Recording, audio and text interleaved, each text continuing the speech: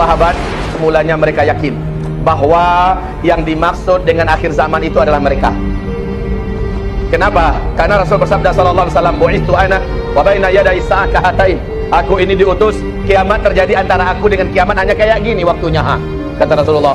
Beliau pun mengancungkan jari tengah dengan jari telunjuknya ke langit dan kasih jarak sedikit.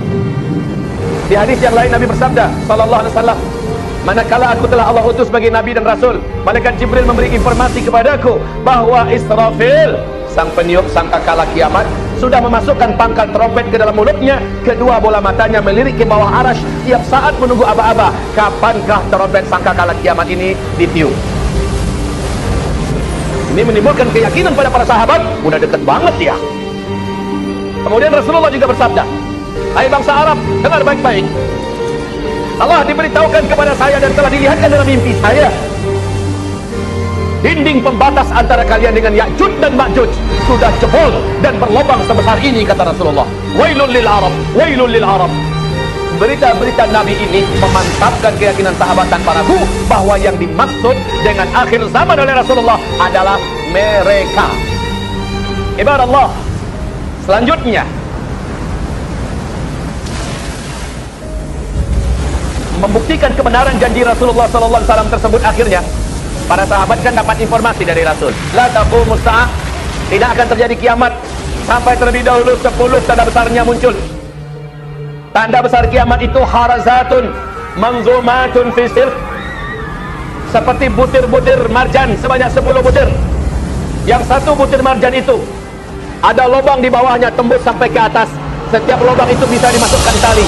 Maka butiran satu dengan butiran kedua, ketiga dan seterusnya terhubung di tengah-tengahnya tali, mirip dengan tasbih. Bagian bawahnya dikasih simpul. Ayyuqta'u silk. Ketika simpul butir-butir marjan tersebut digunting, diputus, apa yang terjadi? Meluncurlah butiran yang pertama, betul? Bagaimana dengan butiran kedua? Menyusul pakai jarak waktu lama atau langsung? Langsung. Yang ketiga menyusul lagi lebih cepat. Pap pap pap pap pap pap pap pap pap.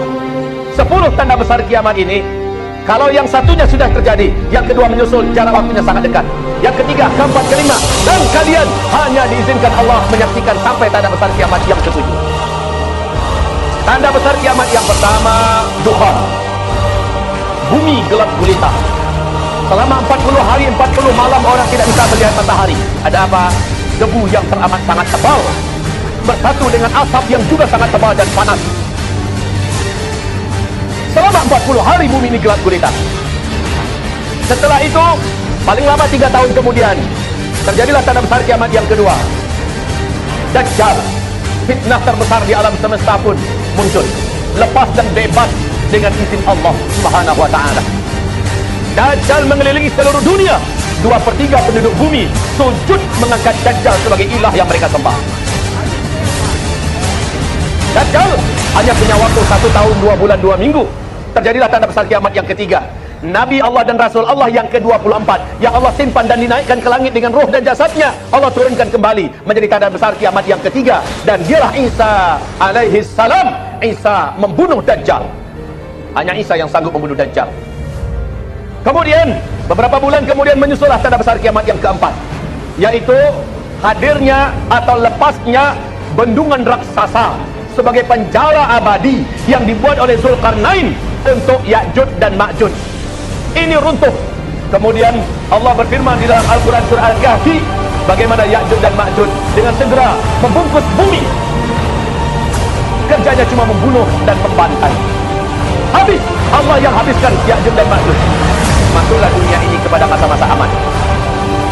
Sejak itu dunia langsung dipimpin oleh khilafah Islamiyah, dan yang menjadi pemimpin sang khalifah ketika itulah Imam Al-Mahdi. Di situ terjadi 3 tanda besar kiamat lagi. Matahari terbit dari sebelah barat. Kemudian yang ke-6, binatang raksasa dapat berbicara dengan umat manusia dengan bahasa apapun.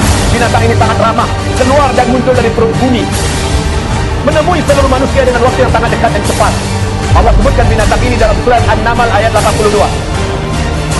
Ini bukan mitos, tapi Al-Quran. Allah yang menceritakan tanda besar kiamat yang ke-6 adalah dabbatul ardi, keluar dari dalam perut bumi. Barulah yang ke-7, Yang ketujuh adalah angin lembut bertiup dari negeri timur, kata Rasulullah. Saat itu posisi Nabi di Madinah. Di hadis yang lain Nabi mengatakan dari Yaman. Maka timur bagi Madinah, Yaman bagi Madinah adalah timur. Dari Yaman akan berhembus angin yang lembut. Angin ini sejuk, berbau wangi kasturi. Dengan cepat angin ini membungkus bumi. Tidak ada satupun orang yang ada iman di muka bumi, melainkan angin tersebut akan sampai kepadanya. Walau imannya hanya seujung kuku, orang ini ada di bukit, di gunung, di pulau, di mana saja, asal ada orang yang masih kenal dengan Allah, dia bisa melafazkan kalimat Allah Subhanahu wa ta'ala, melainkan pasti angin itu akan sampai kepadanya. Manakala angin itu menyentuh kulit, terhirup oleh orang yang ada iman, saat itu juga, di tempat itu juga dia langsung tergeletak meninggal dunia. Serentak satu muka bumi, orang-orang yang ada iman kepada Allah meninggal dunia. Inilah dia tanda besar kiamat yang ke-7. Habis. Yang tersisa setelah itu siapa? Orang-orang kafir yang sama sekali tidak kenal dengan Allah Subhanahu wa ta'ala. Satu atau dua generasi setelah itu, kata Rasulullah, malaikat Israfil pun meniup sangkakala kiamat.